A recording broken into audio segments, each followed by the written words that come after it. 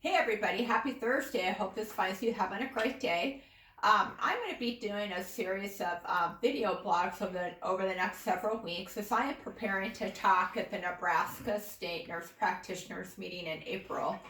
And what I realized is that maybe as a clinic, I wanted to educate our patients about some other stuff that we can work on to help improve your health and well-being.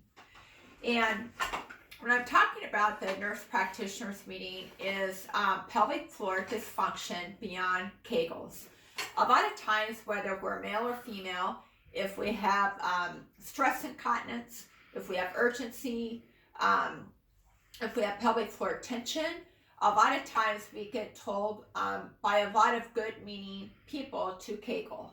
And a Kegel is when you go to the restroom and if you had a flow of urine, you would stop that flow of urine. We wouldn't want you to work on a Kegel when you're urinating, but you're working some muscles to help stop that flow of urine. Well, if you look at prolapse diagnosis, if you look at stress incontinence, if you look at pelvic floor pain or tension, a lot of it has to do with having your pelvis in the right position. This is your pelvis. And a lot of your pelvic floor muscles are on the bottom of your pelvis. But you also have a lot of muscles that are on the front of your pelvis. You have your abdominal muscles that are on the front. You have back muscles that are on the back. And you have glute muscles that are on the side that connect to your hip. So there's a lot of muscles here that can help control if this pelvic floor is in the right position. So in our clinic, we look at a lot of different patterns and positions to make sure that your pelvis is in the right position. So if your pelvis is in the right position, look how that can influence your pelvic floor function. Or if your pelvis is in this position, how it might influence your pelvic floor position versus having it be in a normal position like this.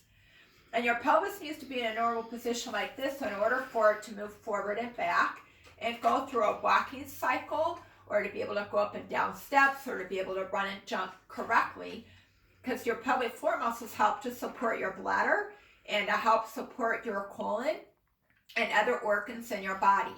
And that all gets regulated by pressure, which will be another conversation.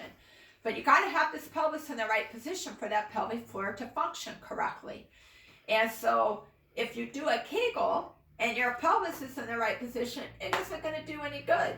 I had a patient that came in, she's been Kegeling for 16 years and had no benefit of her hard work because she did her Kegel with her pelvis not in the right biomechanical position. So my healthy tip of the day, you got to have your pelvis in the right position. Get in contact with a good postural restoration therapist to help make sure your pelvis is in the right position so you can plow forward to get benefit from your pelvic floor. Have a great day.